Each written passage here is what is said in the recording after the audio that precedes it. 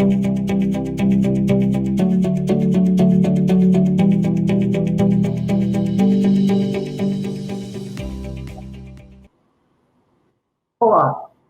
estamos aqui em mais uma edição do webinário Natal Cidade Sustentável, Planejando a Cidade dos Sonhos.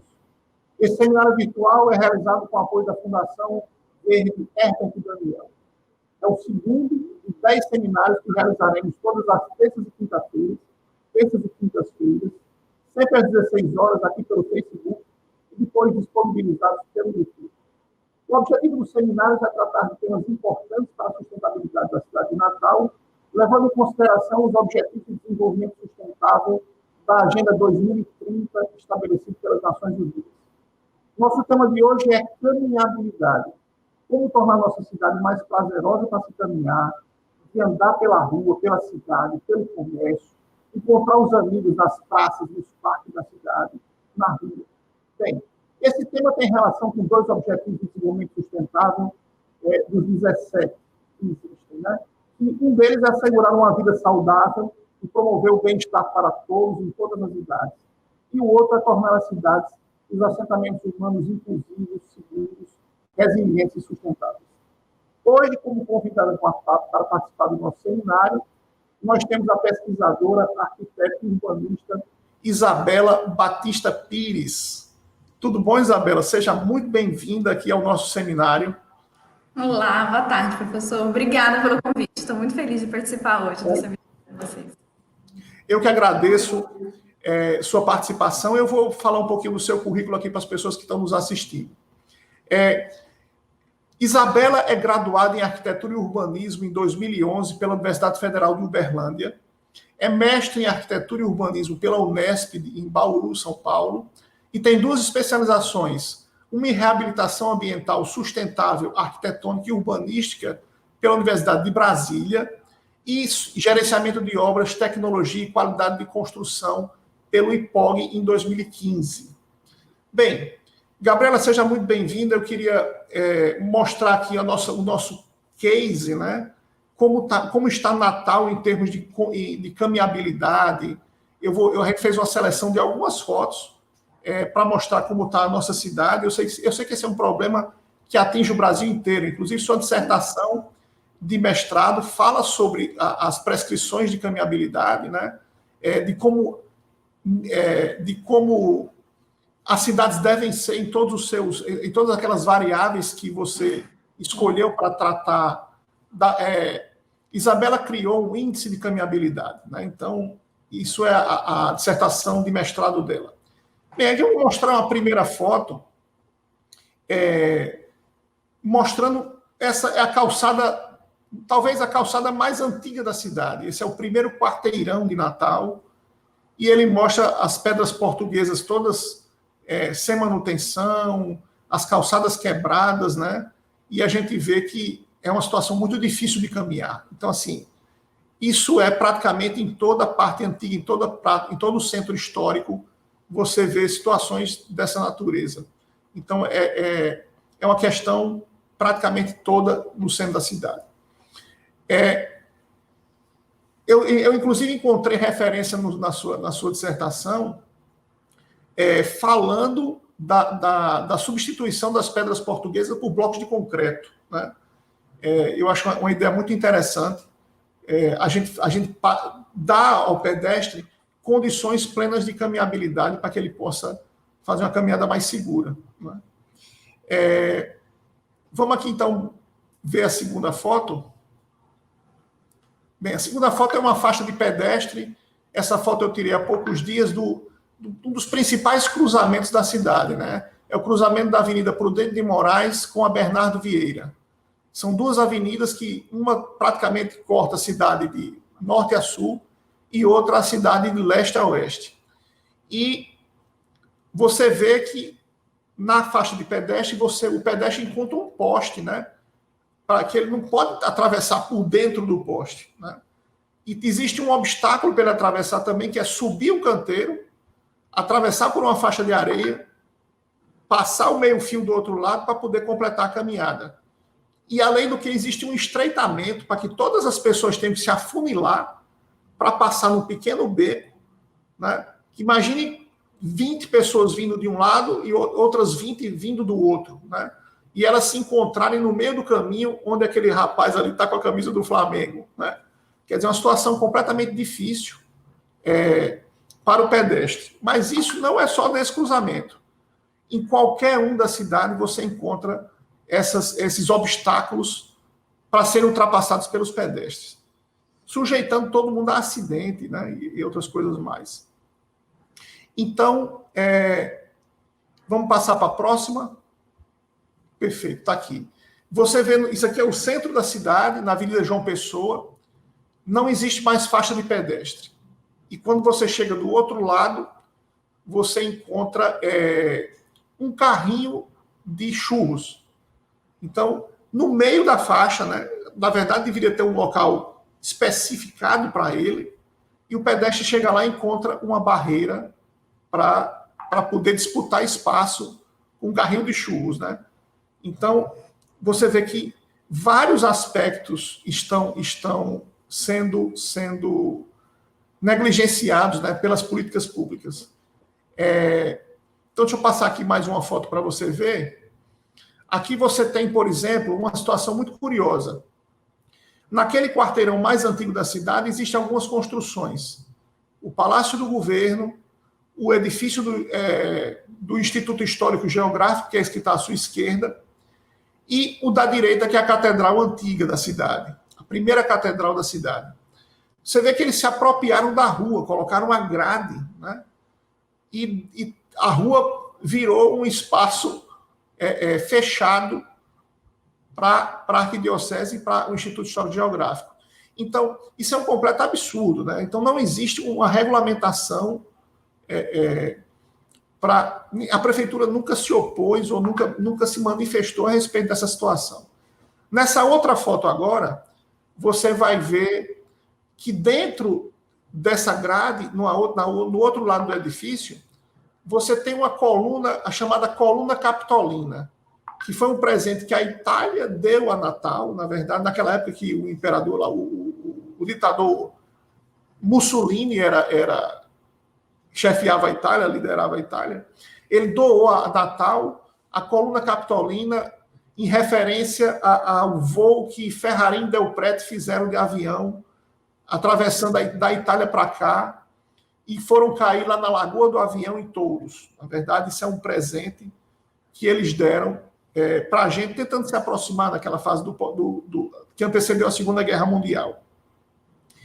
E aí temos mais uma foto, que é na rua que eu encontrei um cano enfiado no chão. Acho que para sinalizar esse buraco, né? Então, assim, é impressionante que quando aparece um buraco na rua, na via de rodagem de um automóvel, a prefeitura rapidamente, tem que tapar o buraco, tem que tapar, porque senão vai furar meu pneu. Mas aqui ninguém se importa se você vai torcer o pé, vai quebrar o joelho, vai quebrar a perna, né? E as condições são sempre precárias para o pedestre, como se o pedestre não fosse, como se todo motorista de carro também não fosse um pedestre, né? Então as situações são muito difíceis. Então, deixa eu ver mais uma aqui. Essa próxima foto, pronto, aí já é uma situação ideal. Mas antes disso, eu queria que você comentasse um pouquinho e falasse um pouco, que assim, como é que eu encontrei Isabela Pires e trouxe ela para falar aqui na Fundação Verde Herbert Daniel, nos nossos seminários. Eu pesquisei um livro chamado Cidade Caminhável, de Jeff Speck, onde ele fala dos passos para a caminhabilidade. Isabela desenvolveu uma dissertação e criou um instrumento de avaliação das cidades para que elas possam cumprir requisitos para que elas se tornem cidades mais caminháveis e melhores para as pessoas. Isabela, então, eu queria que você contasse um pouquinho sobre a sua dissertação, sobre aquelas prescrições que você fez, os conselhos que você fez, que você dá no capítulo 6, para as cidades, para que elas sejam melhores, né? Queria que você falasse um pouquinho da sua dissertação para as pessoas conhecerem e do que você pode sugerir para as cidades brasileiras, na verdade. Não só para Natal, né? Para Uberlândia também, que foi seu caso. Estamos todos no mesmo barco, né? Essas imagens que você mostrou aqui, né? Não fosse por serem um marco zero da cidade, podia estar em qualquer cidade do Brasil, assim. São poucas as cidades que realmente têm uma qualidade melhor. Para explicar inicialmente a respeito da minha dissertação de mestrado, que eu fiz, foi orientada pela professora Renata Magagnin, me ajudou muito. Eu criei um índice de caminhabilidade, né? O índice, quando a gente fala de caminhabilidade, o que é caminhabilidade? Ela é a análise da qualidade do ambiente construído que a gente anda no dia a dia na cidade. Então, como que a gente vai fazer a análise disso, né? Como que a gente vai avaliar o ambiente construído que a gente vive na cidade? Foi por meio da seleção de indicadores de desempenho, né? Os indicadores de desempenho né, basicamente assim, não sei se tem só pessoas da área, né? Mas falando em geral, é aquela classificação, né? Assim, você dá uma nota. Então, por exemplo, eu selecionei escalas, domínios, temas e indicadores, né? Quando a gente começa de escala, eu trabalhei macro escala e micro escala na minha dissertação. Quando a gente fala de macro escala, é no nível da cidade. Então, a gente está falando a respeito de densidade, de diversidade, de uso e ocupação do solo. Então, são coisas na escala maior de cidade. Até aquela questão, a primeira imagem que o professor mostrou, da calçada, do marco zero, né? Ali, então, o que influencia muito os centros da cidade? É a setorização excessiva do uso do solo. Então, muitos centros da cidade, as pessoas vão para lá, trabalham durante o dia, principalmente os centros históricos, né? Mas elas moram fora. Então, a gente não tem aquela circulação diurna e noturna. Então, por isso que é tão importante a miscigenação do uso do solo. Então, ter residência, ter pequenos serviços e ter serviços grandes ali para gerar esse fluxo de pessoas todos os dias, todos os dias e todos os momentos, entendeu? Então, quando a gente tem residência junto com comércio, etc., a gente consegue ter essa sensação de seguridade. Isabela, você fala de densidade lá e você coloca uma relação de 200 habitantes por hectare, né? Você considera uma situação ideal, não é isso? Você acima de 200 habitantes por hectare, eu lembro que você dava uma pontuação mais elevada, não é isso? Na sua escala. Então, na verdade, é porque a formação das cidades brasileiras, elas são extremamente espraiadas, né? Então, a gente fala espraiado... A nossa é muito espraiada. Isso, muito extremamente espraiada, assim, principalmente Uberlândia, que é uma cidade de muitos vazios urbanos. Então, você vê uma casa aqui, aí passa um monte de quarteirão vazio, outra casa, enfim, isso são cidades espraiadas. E a questão da densidade do uso do solo é para a gente conseguir ter essa miscigenação, então mais usos no mesmo espaço, e também para a gente aproveitar a infraestrutura urbana, no sentido de não precisar Exatamente. muita rua, muita coisa. Por exemplo, esse caso existe em Natal, nós temos praticamente todo o centro da cidade, a gente só usa o térreo. Nós não usamos... Nós temos assim inúmeros quarteirões que não possuem edifícios na área central da cidade. Então, a gente tem na Cidade Alta, por exemplo, meia dúzia de edifícios comerciais. Os outros são todos baixos, edifícios de 1, 2, no máximo 3 andares. Então, isso no bairro alto, muito provavelmente, isso é devido igual eu citei antes, quando a gente estava conversando, isso é muito provavelmente devido ao patrimônio, por ser um bairro que é marco zero da cidade. Quando a gente tem patrimônio urbano, né, esses pontos de tombamento, os edifícios que eles são tombados, a gente tem que respeitar a altura próxima, etc. Enfim, mas assim, com certeza dá para tentar trazer o uso para eles. Também o patrimônio histórico, ele também muitas vezes fica abandonado. A pessoa de família, às vezes, humilde, não consegue dar aquela manutenção no edifício, não consegue pôr ele para usar, não consegue pagar tudo, porque é caro mesmo dar manutenção em edifício histórico, né? Então, acaba ficando abandonado. Isso também é um problema nos centros da cidade. Quando você fala no uso misto, explique para as pessoas, é um uso residencial e comercial na mesma área, né? Isso, é porque a gente sempre vê, eu sempre viajo, eu vou, né, assim, a pessoa, vou viajar, vou para a Europa, vou para os Estados Unidos, vou para tudo. E qual que é a diferença, né, de Canadá, de Colômbia e Europa para o Brasil? É que eles têm esse uso miscigenado. E quando a gente também fala de densidade, tomar cuidado, porque a gente não pode ser denso demais, né? Porque também existem pesquisas que falam que edifícios, assim, muito maiores, que aumenta a taxa de depressão, aumenta a quantidade de suicídio. Então, a gente Exatamente, eu já vi pesquisas sobre isso também. Isso, nem adensar demais, nem adensar de menos. A gente tem que ter aquele cuidado ali para cada espaço. Cada cidade é um caso e essa análise tem que ser feita, assim, por cidade, por espaço, por ambiente, mas em geral a gente tem que ter esse cuidado. Eu acho muito, muito interessante, principalmente no centro das cidades, com os edifícios históricos, a gente fazer essa miscigenação do uso do solo, né? Então, edifício residencial e edifício comercial juntos ali, que aumenta a caminhabilidade dos espaços, e além de outros fatores também. Ô Isabela, qual é a proporção de residências e comércios que você acha ideal nessa relação, para ter uma vida urbana dia e noite funcionando, vamos dizer assim? Professor, eu não vou lembrar de cabeça essa proporção, se eu não me engano, a maior nota acho que era 50%, alguma coisa assim dessa do... Não, isso era a menor nota, né? Assim, era menor? Você considerava uma proporção de 15,85 ideal. O ideal, tá. Então, porque, na verdade... É 15% de comércio e 85% de residência. 5 de residência. É porque, na verdade, o importante da gente ter nenhuma zona extremamente, por exemplo, só industrial, só comercial, etc., realmente é esse fluxo de pessoas. Eu até ia comentar a respeito também daquela imagem que você mostrou que está fechada por grade. Por que fizeram isso? Né? Que é a sensação de seguridade. À noite não tem ninguém andando ali. É um ponto que provavelmente é só comercial. Então, se tivesse residência por perto, se tivesse esse constante uso pelas pessoas, então, muito provavelmente não precisaria daquela grade. Colocar um banco ali, alguma coisa, enfim, para aproveitar melhor o espaço. Então, a gente entra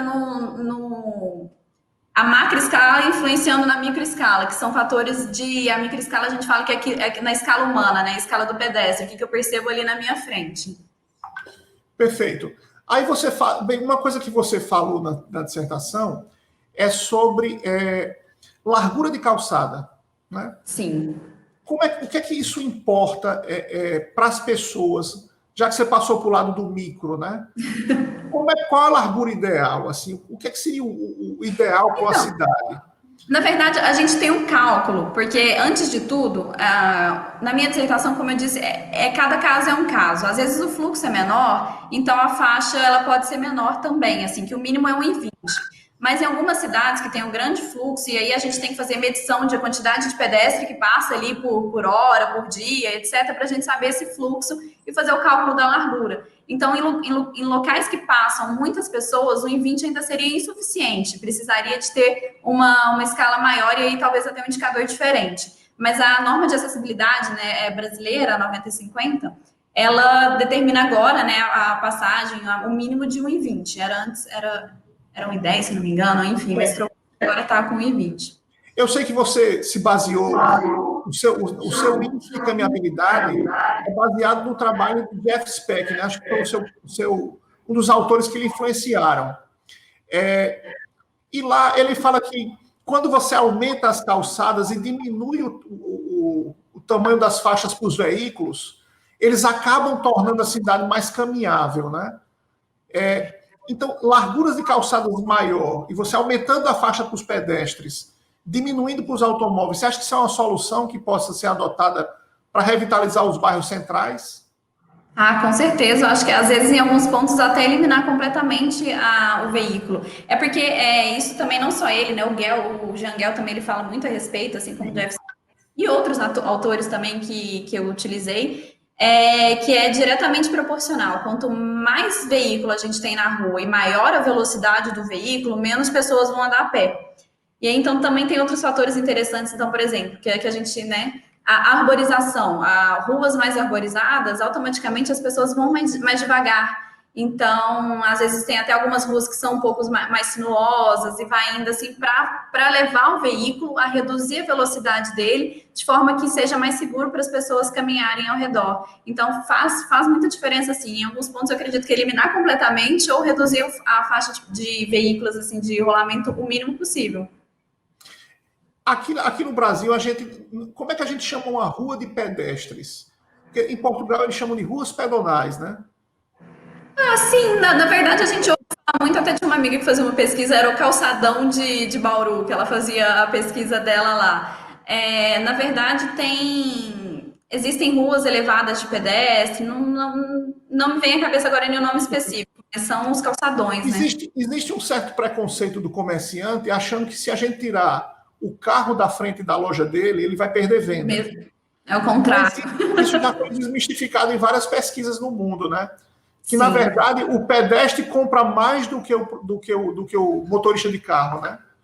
Sim, então é porque quando a gente junta tudo isso, né? A gente tem a residência próximo do local de trabalho, que está próximo a um pequeno comércio, e a pessoa vai na rua, no dia a dia dela, que a gente chama aqueles pequenos percursos, né? No dia a dia, por exemplo, eu vou no dentista, eu vou para a escola, eu vou para o meu curso de inglês, então nesse meio tempo, assim, se eu estou fazendo essas atividades a pé, eu consigo também visualizar muito mais os pequenos negócios e os comércios na rua. Então, eu consigo viver a cidade melhor, entender o que está sendo oferecido e frequentar melhor. Porque, por exemplo, se você está 1 hora dentro do ônibus, todo dia de manhã, para ir da sua casa para o trabalho, você não vai ter tempo para parar em nenhum pequeno comércio no meio do caminho, sabe? Você já ficou 1 hora dentro do ônibus. Então, é essa grande vantagem da gente ter. Também está muito relacionado à caminhabilidade, né? Ela está relacionada com qualidade de vida mesmo. É você ter mais tempo, né? E a mobilidade urbana também, na verdade, ela também mostra a desigualdade social no Brasil, né? As pessoas que têm carro para ir lá e conseguir fazer várias atividades, né?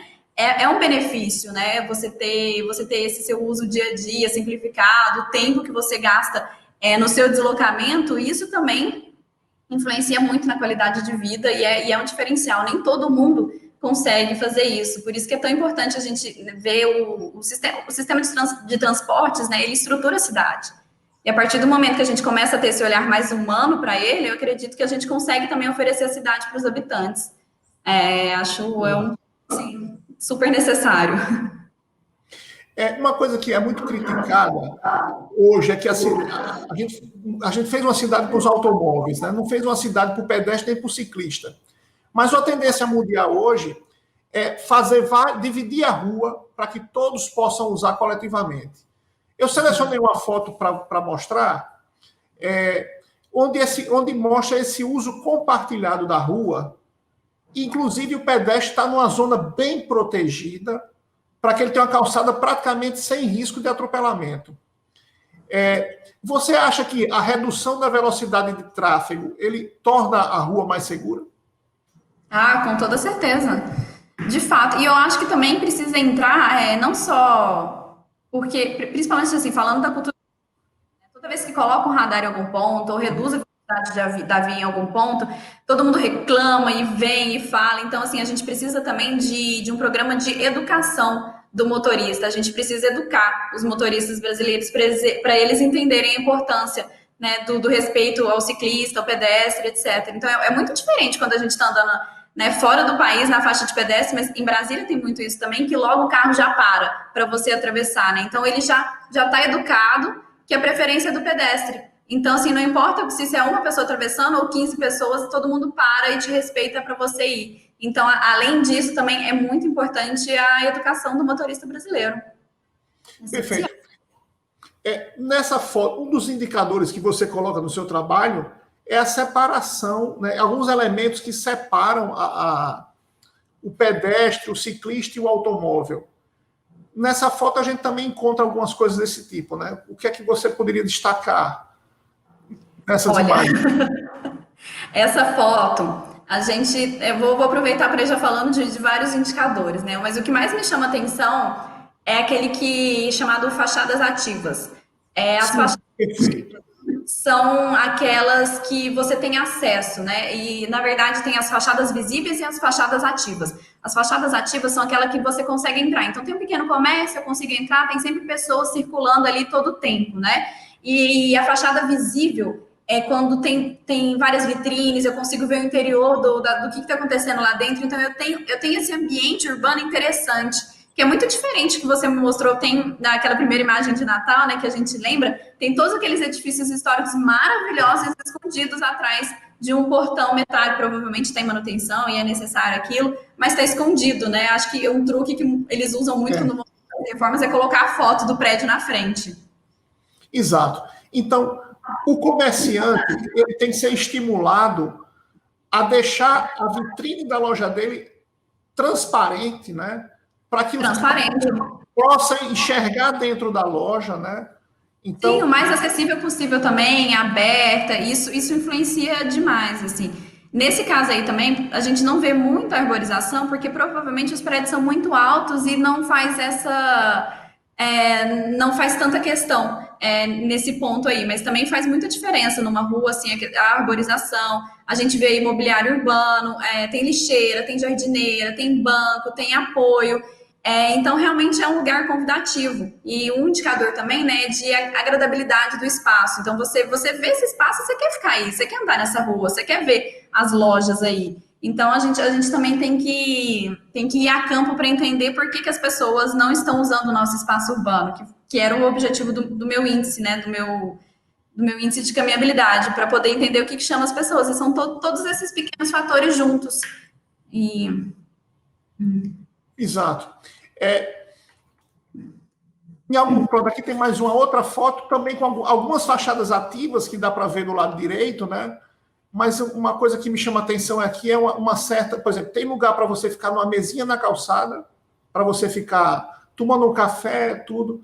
Tem lugar para estacionar a bicicleta, né? Você consegue perceber que é uma cidade que é bem dividida para as pessoas, não é? Isso é essencial, assim, aproveitando alguns outros indicadores, né, que a gente pode falar de mensuração do espaço. Já imaginando que esse aí, além de estar com... Porque é na Europa isso aí? Na Europa, no Canadá? Acho que é a Alemanha essa foto. Além da gente ter a caminhabilidade ali, a gente também tem um transporte público muito eficiente, né? Que as pessoas podem ir e vir ao bel prazer. Mas aí a gente avalia também, por exemplo, a inclinação das calçadas, olha como essas calçadas são planas, como a manutenção... São bem planas. Constante. Exato. E até o professor tinha falado assim a respeito de tirar a pedra portuguesa dos edifícios, né, na frente dos edifícios históricos. Nem em todo caso é recomendado, mas principalmente onde não vai ter manutenção constante, eu faria essa troca. Mas em pontos históricos, assim, como o centro de Natal, eu acho que eu faria a restauração dessas calçadas. Eu não sei se elas são, né, do tempo histórico, mas eu gosto muito de preservar a identidade brasileira. A calçada de Portugal é a coisa mais maravilhosa que existe, né? E é diferente.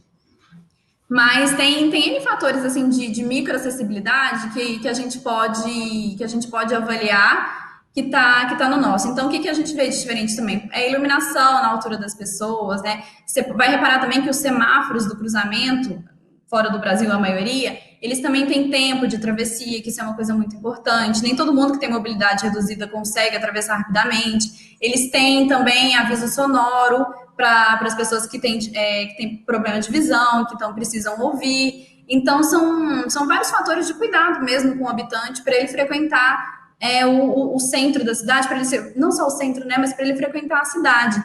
E então a gente faz sempre essa separação de macro e micro escala, e é muita coisa, sabe? São muitos elementos que precisam estar todos bem avaliados ali para conseguir chegar num bom resultado. Eu vou colocar mais uma foto aqui, que a gente falou muito. Pronto, depois dessa, ainda vou mostrar uma outra, que mostra uma portuguesa com boa manutenção.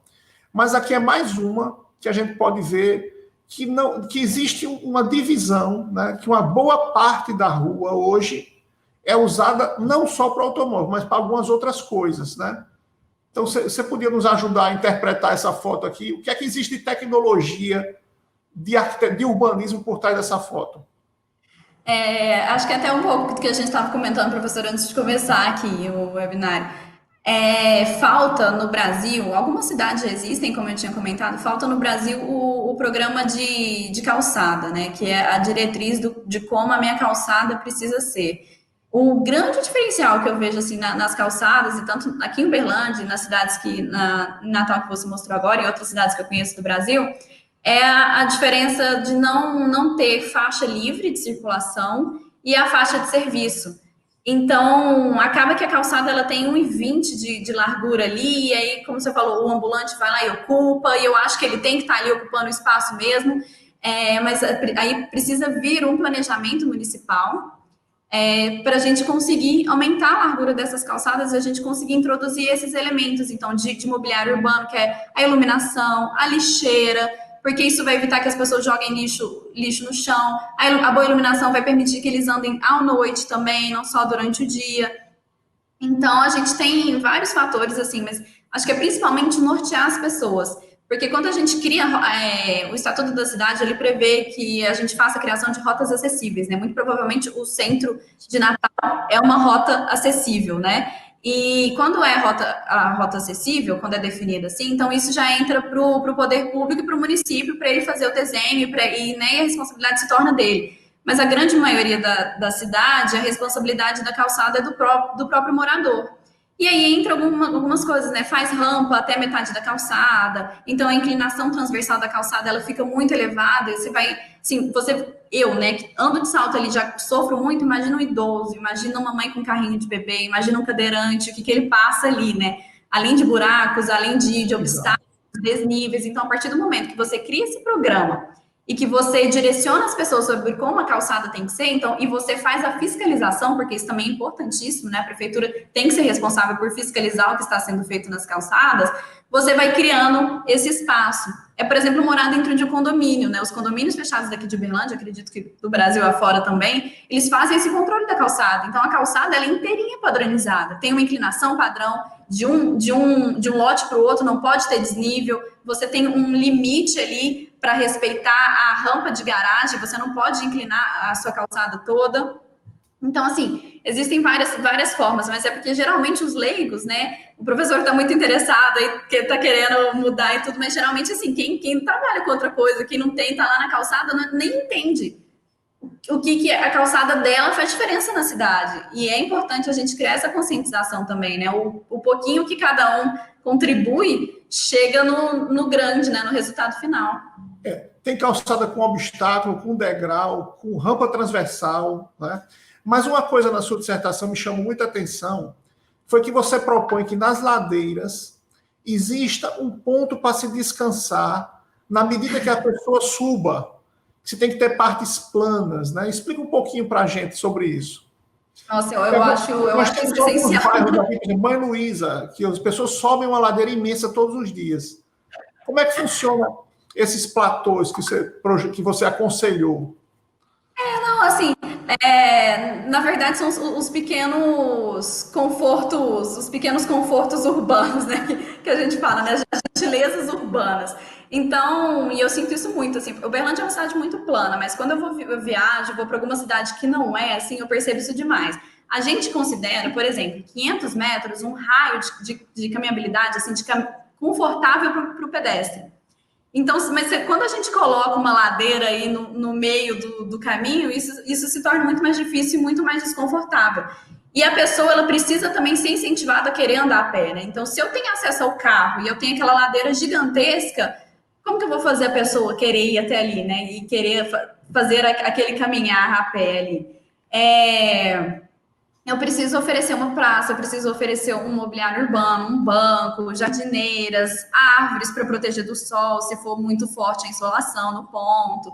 E N fatores, assim, acho que é muito tomar cuidado com isso, com o conceito de cidade e mercadoria, né? Mas é muito tornar a cidade convidativa para as pessoas, porque o professor você dá aula na parte de turismo também, né? Também, coisa interessante que você falou é que a cidade que é boa para o habitante, ela é boa para o turista. Mas primeiro ela tem que ser. O turismo é muito importante para a gente, a nossa principal fonte de emprego, né? E de renda para a população.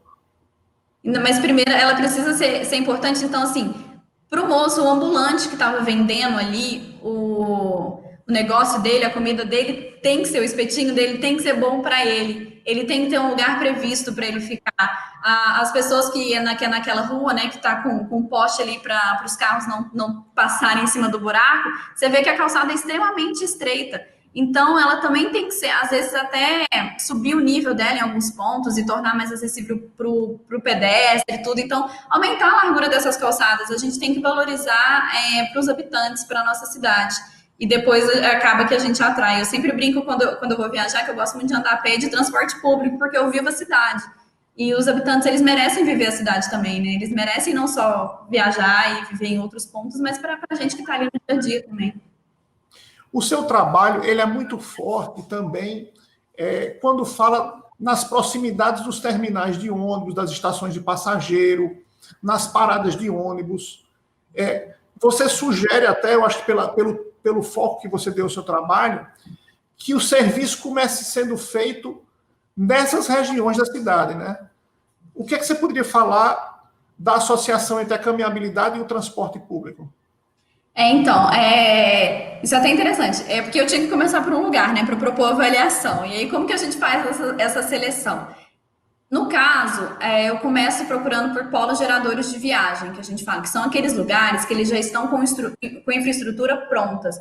Então, são lugares, e também são lugares que atraem muitas pessoas. Um terminal central de ônibus, porque eu não sei aí de Natal, peço desculpa pela ignorância, professor, mas aqui em Uberlândia a gente tem o CIT, que é o Sistema Integrado de Transporte. Então, a gente tem um terminal central, que foi o que eu avaliei, e a gente tem mais 4, 5 terminais ali ao redor que fazem a conexão do integrado. Então, eu consigo baldear por todos eles. A ideia, né, era conseguir alcançar, fazer análise no entorno de todos os terminais e depois partir para alguns pontos, como o fundinho, que é o marco zero da cidade. Mas porque também isso, né? Uma forma de incentivo ao transporte público também, fazer essa análise e a melhoria das calçadas no entorno do terminal. Então, valorizar esses espaços, né, nesse raio de 500 metros.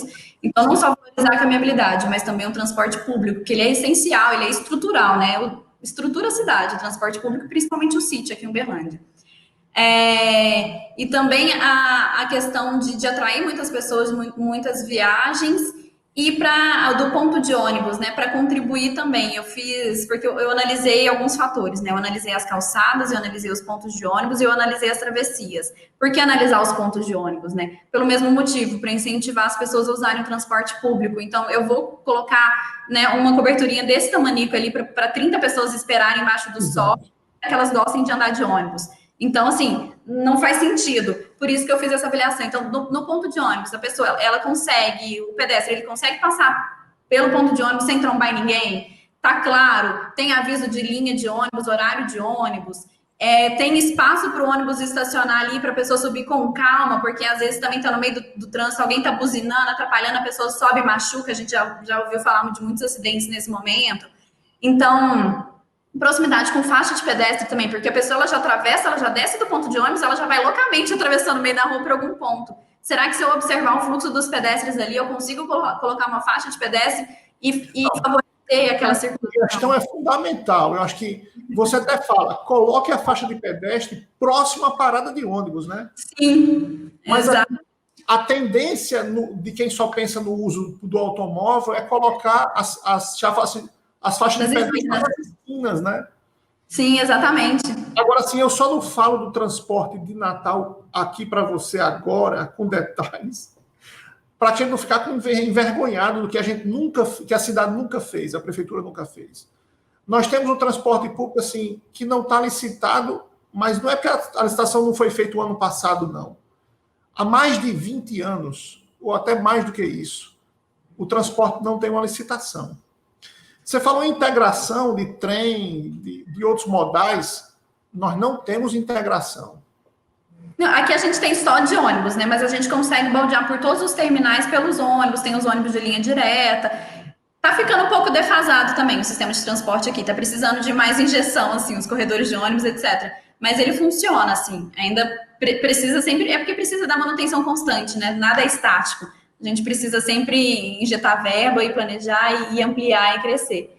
Mas acho que o pior, assim, disso é porque são políticas urbanas, igual, por exemplo, o CIT, ele funciona agora. Mas, se eu não me engano, ele foi implantado em 94 e 98. Então, olha quantos anos isso foi feito, né? E foi enfrentado para a gente conseguir chegar numa mobilidade urbana um pouco melhor do que outras cidades. Então, essas políticas assim, de análise de calçada, de caminhabilidade, né, de infraestrutura, essas mudanças que a gente faz agora, provavelmente a gente vai ver só daqui a alguns bons anos. Então, isso também é uma coisa que atrapalha bastante, né? Se a gente for diminuir a velocidade, tirando faixas de carro, etc., todo mundo vai ser só metralhado, até passar alguns anos e as pessoas compreenderem a importância daquilo, né? Porque a gente tem muito também essa cultura, né? A gente que é bom lá fora, aqui no Brasil não vai funcionar, mas é porque a gente também precisa se educar e mudar a mentalidade, né? E estar pronto para enfrentar. São muitas mudanças que são necessárias, né? É muita coisa. Se você fosse dar uma sugestão para Natal, o que é que você faz? Qual era a primeira medida que você daria para que a gente melhorasse nossa caminhabilidade, já que a gente está no zero, vamos dizer assim? Nossa, eu acho que eu começaria pelo sistema integrado de transporte. Começaria por aí. E no centro da cidade, e nos pontos, assim, também turísticos importantes, especificamente, né? Mas não só neles, porque, igual eu falei, a cidade é para todos. Fazer o planejamento das calçadas. Porque nesses pontos, realmente, a responsabilidade é do poder público. Então, eu acredito que é obrigação do município e do estado oferecer isso para a gente, né? Então, acho que é primordial estabelecer um projeto, né, com profissionais adequados e multidisciplinares, porque não é só arquiteto, não é só engenheiro, tem geógrafo, enfim, tem N partes, assim, urbanistas específicos, paisagistas. Existem muitas pessoas que influenciam e fazem parte, né, disso. E, além de tudo, uma coisa que é muito importante, que eu trabalhei bastante na minha dissertação também, é a opinião popular. Ir a campo e conversar com as pessoas que estão ali naquela rua e perguntar para elas o que elas acham que ia melhorar o dia a dia delas ali. O que ia fazer diferença para elas estarem mais lá e frequentarem mais o espaço e se sentirem mais seguras, tanto fisicamente, né, que a gente diferencia também, quanto a ideia de medo de ser assalto, né, de ser assaltada, etc., que a gente chama de seguridade. Então tem essa diferença também. Então, como que as pessoas vão se sentir mais seguras para frequentar aquele espaço? Como que elas vão achar aquele espaço mais agradável?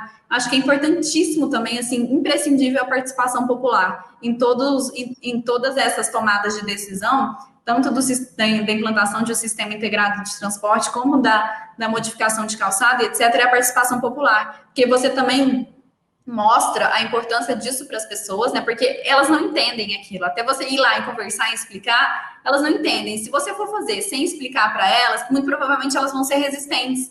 Então, a partir do momento que a gente mostra para a população e tem essa conversa, esse diálogo aberto, a gente consegue evoluir muito mais e ir bem além. Então, acho imprescindível, assim, um sistema de transporte, o programa de qualidade da calçada segura, travessia segura, etc., e pontos de ônibus também seguros, unificados com a participação popular. Uma coisa muito importante, a participação popular. E eu acho que se a gente for perguntar para elas o que é que elas teriam para sugerir naquela cultura que elas têm, elas vão dizer, puxa, eu queria ter um banquinho para sentar ali, eu queria ter onde jogar o lixo, precisa de uma placa para isso, uma faixa. Ela ia ser muito mais rico e mais adequado se fosse feito uma coisa até com a chamada cocriação, né? Sim, exatamente. O processo participativo, né? Exatamente, isso é essencial. E as pessoas também, a partir do momento que elas participam, né, é um termo que a gente usa muito na arquitetura, né, apropriação espacial. A partir do momento que você convida a pessoa a fazer parte daquele projeto, a fazer parte daquela mudança, né, a tomar aquela decisão junto com você, ela também se apropria daquele espaço, então ela também é dona. Ela não vai jogar lixo no chão, ela não vai deixar ninguém pichar, ela não vai deixar ninguém degradar, ela vai estar ali tomando conta e tendo esse cuidado. E isso também é essencial na manutenção da calçada, no uso dela no dia a dia pelas pessoas. Acho que é um assunto complexo. Eu lembrei de uma foto que eu disse que ia mostrar, acabei não mostrando, de uma calçada com pedra portuguesa. Que eu disse, onde existe manutenção com pedra portuguesa, vou colocar essa foto para você dar uma olhada, para a gente dar uma olhada. Pronto. Essa é uma faixa de pedestre em Lisboa, com manutenção impecável, você vê, não tem obstáculos, né? Quer dizer, não é porque a gente usa, a primeira foto que nós mostramos foi aquela calçada do Palácio Potengi, onde a pedra portuguesa está sem manutenção, está completamente sem caminhabilidade, né? E a gente mostra agora como é que a gente poderia aprender, talvez, um pouco mais com os nossos irmãos portugueses que nos colonizaram, mostrando como é que as coisas podem ser feitas de uma maneira boa, né? Não, isso igual eu falei, imagina aquela calçada, né? Ela mais larga, com um desenho, uma paginação de piso, porque isso também é outra coisa que é atrativa ao pedestre, né? A paginação do piso, a implantação de jardineira, etc. Aquela coisinha de metálica lá tirada da frente do prédio, que é maravilhoso. Então, é todo um conjunto, assim, que a gente tem que se responsabilizar mesmo. Quem, no dia a dia, né? Eu acho que a pessoa, até tomo muito cuidado quando eu vou fazer projeto de arquitetura, tanto de edifício comercial quanto de arquitetura de residencial, que eu fico pensando como que eu vou influenciar a fachada, né? Como que vai ser a fachada? A pessoa vai ter alguma coisa interessante para ver aqui, né? vai querer andar aqui ao redor, ela vai aproveitar esse espaço. E aí, acho que para internalizar, né, as pessoas que não são do poder público, que não são da área, como que eu posso tornar a minha calçada mais agradável para as pessoas? Então, a minha calçada está com buraco, a responsabilidade é minha nesse caso, né? No centro da cidade, realmente é do poder público e em rotas acessíveis também. Mas, em geral, a responsabilidade é da pessoa. Então, observar, a minha rampa do carro, ela está inteira ali ocupando a calçada, eu estou impedindo outras pessoas de passarem.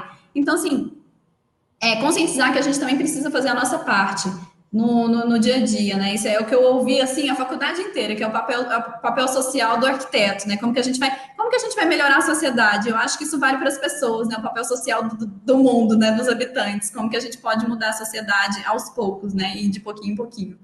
Exatamente. Isabela, eu vou mostrar uma última foto, que é uma foto que você tem, assim, praticamente tudo que Jeff Speck fala e Gell falam nos livros, assim, é quase que a perfeição em termos de uso público, né? O que é que você vê nessa foto que poderia destacar para a gente em termos desses passos para a caminhabilidade? O que é que você poderia mostrar para a gente dela? Ela é bastante como os outros edifícios, né? Eu acho que esses espaços aí também, eu não sou da área de patrimônio histórico, mas eu tenho uma queda. Eu vejo um edifício histórico, eu acho que ele já traz um ar de aconchego mesmo, de história para o espaço, né? Que tem algo a ser vivido ali e a ser presenciado. Mas a questão das placas, a gente observa a sinalização no chão, sempre muito bem feita, não tem nada manchado, a ausência de buracos. Na rua provavelmente não tem, mas na calçada também provavelmente também não tem, né? Não tem nenhum. A arborização também, agora tá, né, na imagem está tudo seco, mas realmente vai fazer diferença quando tiver florida. E principalmente a rua compartilhada ali no estacionamento e a educação que esses motoristas têm. Porque eles sabem que quando eles forem estacionar aí o carro, eles têm que olhar para ver se a bicicleta está vindo antes, porque a bicicleta tem preferência, idem para o pedestre. Então, essa educação eu acho que é essencial, além da questão das fachadas ativas, das fachadas visíveis, da limpeza, né? O lixo ali tá muito bem distribuído, a gente não vê muito lixo jogado no chão, então a agradabilidade do espaço, isso também faz muita diferença e em outros fatores, lembrando aqui, assim, a iluminação, os postes também, a gente pode observar que tem alguns na altura do pedestre mesmo, e são vários fatores, assim, a gente podia ficar conversando. O uso misto, né? As pessoas moram em cima, trabalham embaixo. Isso, exatamente, o uso misto. É porque isso também já vai mais de uma escala de zoneamento que é um pouco maior do que são até as formas de fazer análise dos indicadores de desempenho, né? Que o professor comentou também que tinha gostado da forma de resultado, como que eu cheguei na diretriz. Né? Então, como que a gente chega na diretriz? A gente vê esses indicadores, existem aqueles indicadores que eles vão ser resolvidos a longo prazo. Então, a gente precisa mudar o zoneamento, né, de diversidade, densidade, etc., e a gente vai conseguir resolver isso a longo prazo. E existem aqueles indicadores que a gente vai resolver a curto prazo. Então, é um buraco na calçada, é uma iluminação que eu consigo trocar. E aí, também, como que a gente vai definir quais indicadores têm preferência, né? Quais que a gente vai avaliar, qual que a gente vai corrigir primeiro, a partir da população. E que elas consideram mais importante, né? O que é mais imprescindível para eles viverem e frequentarem aquele espaço. Então, são formas da gente conseguir fazer essa análise e separar para a gente conseguir ver isso refletido no espaço urbano também. Porque né, nem só de pesquisa se vive, a gente tem que ver isso refletido também. Bem, então, eu quero agradecer demais sua participação. Né, espero ter contribuído. Eu acho que você devia ser consultora do Ministério das Cidades. Meu Deus. Eu acho que o governo federal deveria implantar programas para que os municípios pudessem receber recursos para investir nessa infraestrutura para caminhadas. Já existem alguns programas, né? Mas falta fiscalização também. O poder público tem que fiscalizar. Falta um dever de casa da própria prefeitura, né? Isso é importantíssimo. Muito obrigado, Isabela. Parabéns pelo seu trabalho. Eu que agradeço. Foi muito obrigado mesmo. Você deu grandes contribuições para a nossa cidade. Espero poder convidá-la aqui para você vir conhecer e vir participar conosco desse trabalho que a gente vai ter que fazer nessa cidade. E na próxima semana, na próxima terça-feira, nós vamos ter como participante aqui do nosso seminário a professora Cecília Herzog, que vai falar sobre o tema Reaprendendo a Conviver com a Natureza. Tá? Então, nossa, estou muito honrada. Viu? Tá, Isabela, parabéns. Muito obrigado pela sua participação. Agradeço demais, professor. Muito obrigada. Espero de coração ter contribuído aí um pouquinho. Obrigado.